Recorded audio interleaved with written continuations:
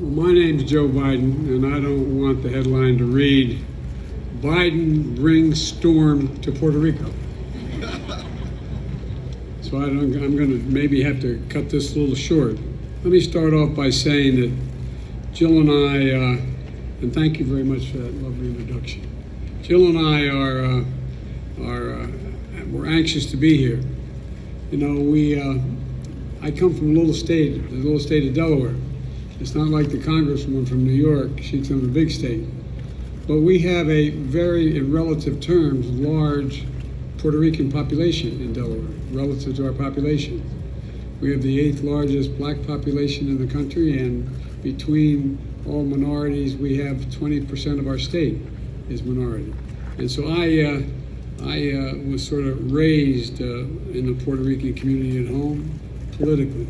And so we came here for a long time, both for business and pleasure, since you're part of the Third Circuit Court of Appeals and Delaware is as well, and I was chairman of the Judiciary Committee. I spent a lot of time in the northern part of the state.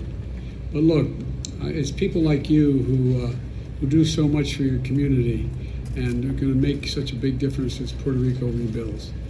Thank you, Governor, for your partnership as we work together to help rebuild Puerto Rico. And I mean rebuild it all, and rebuild it in a resilient way. So you don't, when storms come again, which they will, they're not having the damage they caused before. And I want to thank the members of Congress, and local officials, community leaders who have joined us today. Ever since the hurricane struck, Jill and I have had people in Puerto Rico on our minds and in our prayers. We came here in person to show that we're with you. All of America's with you as you receive and recover and rebuild. I'm confident I'm confident we're going to be able to do all you want, Governor, and I'm committed to this island. Puerto Rico has been through so much in recent years. Hurricane Maria 5 years ago, a 6.4 magnitude earthquake 2 years ago. Folks slept outside for days, worried about their homes would collapse on them if they went in.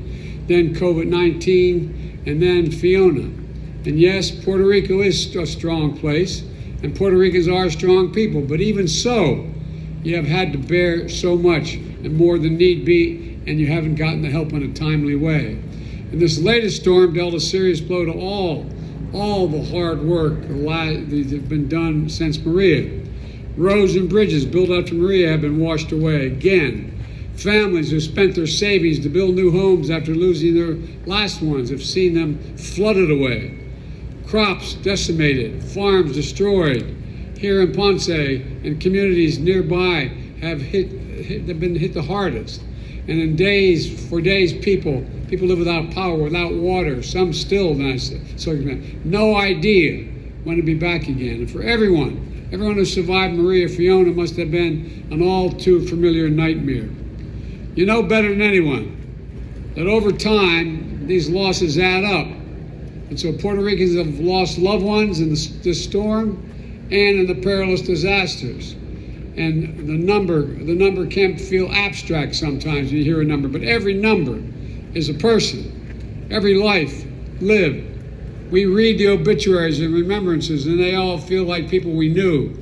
Doting grandparents, devoted parents, christened children, longtime neighbors, people who cared about their community and made a difference. And they will not be forgotten. And then through these disasters, so many people have been displaced from their homes, lost their jobs and savings, or suffered injuries, often unseen, but many times seen. Yet somehow, the people of Puerto Rico keep getting back up with resilience and determination. Quite frankly, it's pretty extraordinary when you look at it from afar. And you deserve every bit of help your country can give you. That's what I'm determined to do, and that's what I promise you. After Maria, Congress approved billions of dollars for Puerto Rico, much of it not having gotten here initially. We're going to make sure you get every single dollar promised. And I'm determined to help Puerto Rico build faster than in the past and stronger and better prepared for the future. And that's why I approved emergency declarations in Puerto Rico before the hurricane. Governor, remember my call on you before the hurricane made landfall to deliver immediate federal funding to shelter people and provide essential support.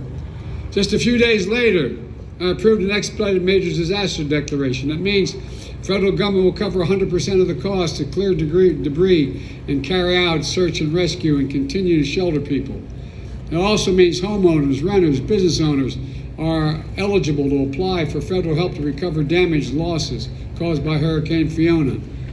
The federal government is going to provide individual assistance for up to $37,900 for essential home repairs and another $37,900 for lost property as the law calls for, like a car or a refrigerator. Additionally, we've deployed more than 1,200 personnel from FEMA, the Army Corps of Engineers, the U.S. Coast Guard, the Department of Energy, the Environmental Protection Agency. They include search and rescue teams to assist survivors and power restoration experts. Power is now back, as you pointed out, governed at 92% of the island, and water is back at 95% of the island, thanks in part to the dedicated IBEW workers and federal support staff. And now we have to get to 100%. And here at this facility, you can see some of the generators from FEMA and the Army Corps of Engineers that were transporting to places that still don't have power. Here they're loaded onto trucks and brought to locations in hospitals and shelters, paired with fuel trucks so generators can be gassed up on site. My administration is also providing financial assistance to help families and individuals right away. Many families are scrambling to pay their bills right now to fill up their gas tank, to put food on the table. They can register at FEMA cash assistance for $700 to help cover the essentials for just a little while. So far, nearly 200,000 households across Puerto Rico have received this